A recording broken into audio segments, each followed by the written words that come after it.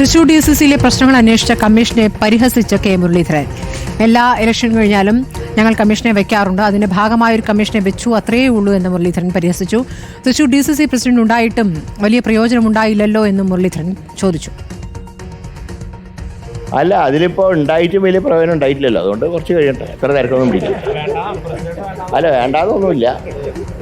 അതായത് എല്ലാം ഉണ്ടായിട്ട് 3,00,000 മൈനസ് ഉണ്ടായിരുന്നു പാർലമെൻറ്റ്. അതുകൊണ്ട് അത്ര തിരക്കിട്ട് DCC വന്നാലേ ഇലക്ഷൻ ജയിക്കുമെന്നൊന്നുമില്ല. ഇപ്പോൾ പഞ്ചായത്തിലെ 2-3 ബൈ ഇലക്ഷൻ ജയിച്ചു സുഖമായിട്ട്, ഒരു കുഴപ്പമുണ്ടായില്ല. നാട്ടികയിൽ ഭരണമാറ്റം ഉണ്ടായി. അപ്പോൾ പഞ്ചായത്തിൻ്റെ കാര്യങ്ങൾ പ്രവർത്തകർ നോക്കും, ഞങ്ങളൊക്കെ വന്ന് സഹായിക്കാം. കാര്യങ്ങളൊക്കെ നടന്നു, ആർക്കും ആരെ വേണമെങ്കിലും കാണാൻ ചർച്ച നടത്താം. പക്ഷെ അതൊരു എന്താ പറയണ്ടത്, ഉടനെ നടത്തിയില്ലെങ്കിൽ അങ്ങ് ആകാശം ഇടിഞ്ഞു വീഴുന്നുള്ള അഭിപ്രായമൊന്നും പാർട്ടിക്കില്ല.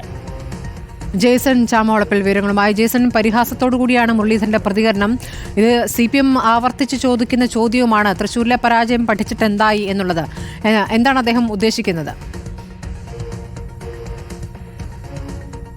സ്മൃതി, കഴിഞ്ഞ ലോക്സഭാ തെരഞ്ഞെടുപ്പിലേറ്റ കനത്ത പരാജയത്തിന്റെ നിരാശയും ദുഃഖവും കെ മുരളീധരന് വിട്ടുമാറിയിട്ടില്ല എന്നതാണ് അദ്ദേഹത്തിന്റെ ഇന്നത്തെ പ്രസ്താവനകളിൽ നിന്ന് വ്യക്തമാകുന്നത്.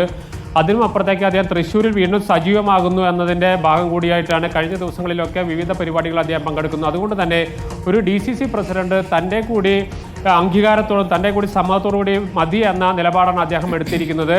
വരുന്ന നിയമസഭാ തെരഞ്ഞെടുപ്പിൽ തൃശ്ശൂർ ജില്ലയിൽ നിന്ന് മത്സരിക്കാൻ തന്നെയാണ് അദ്ദേഹം ഉദ്ദേശിച്ചിരിക്കുന്നത്. അതുകൊണ്ട് തന്നെ തിടുക്കം കൂട്ടി ഒരു DCC പ്രസിഡന്റിനെ നിയമിക്കേണ്ടതില്ല. DCC പ്രസിഡന്റ് ഉണ്ടായാലും ഇല്ലെങ്കിലും ഒന്നും സംഭവിക്കാൻ പോകുന്നില്ല, 3,00,000 വോട്ടിന് താൻ പരാജയപ്പെട്ടു എന്നതടക്കമുള്ള പരിഹാസ രൂപേണയുള്ള മറുപടിയും അതോടൊപ്പം തൻ്റെ പരാജയവുമായി ബന്ധപ്പെട്ട് അന്വേഷണ റിപ്പോർട്ട് ഇതുവരെ വെളിച്ചം കണ്ടിട്ടില്ല, യാതൊരു നടപടികളും അതിൻ്റെ മുകളിൽ ഉണ്ടായില്ല എന്നത് സംബന്ധിച്ച ഒരു പ്രതിഷേധവും അദ്ദേഹം തൻ്റെ പ്രതികരണത്തിലൂടെ പങ്കുവയ്ക്കുന്നു. അതിനും അപ്പുറത്തേക്ക് വരുന്ന നിയമസഭാ തെരഞ്ഞെടുപ്പിൽ തൃശ്ശൂർ ജില്ലയിലെ ഒരു സീറ്റ് ലക്ഷ്യം വെച്ച് അദ്ദേഹം മുന്നോട്ട് പോകുമ്പോൾ തൻ്റെ കൂടി അനുമതിയോടുകൂടിയുള്ള ഒരു DCC പ്രസിഡന്റ് വേണമെന്ന ഒരു നിലപാട് അദ്ദേഹത്തിനുണ്ട്. അതിൻ്റെ ഭാഗമായിട്ടാണ് അദ്ദേഹം തിടുക്കം കൂട്ടിയ ഒരു DCC പ്രസിഡന്റിനെ വെക്കേണ്ടതില്ല എന്നൊരു അഭിപ്രായ പ്രകടനം കൂടി അദ്ദേഹം ഇപ്പോൾ നടത്തിയിരിക്കുന്നത്. സ്മൃതി, ശരി.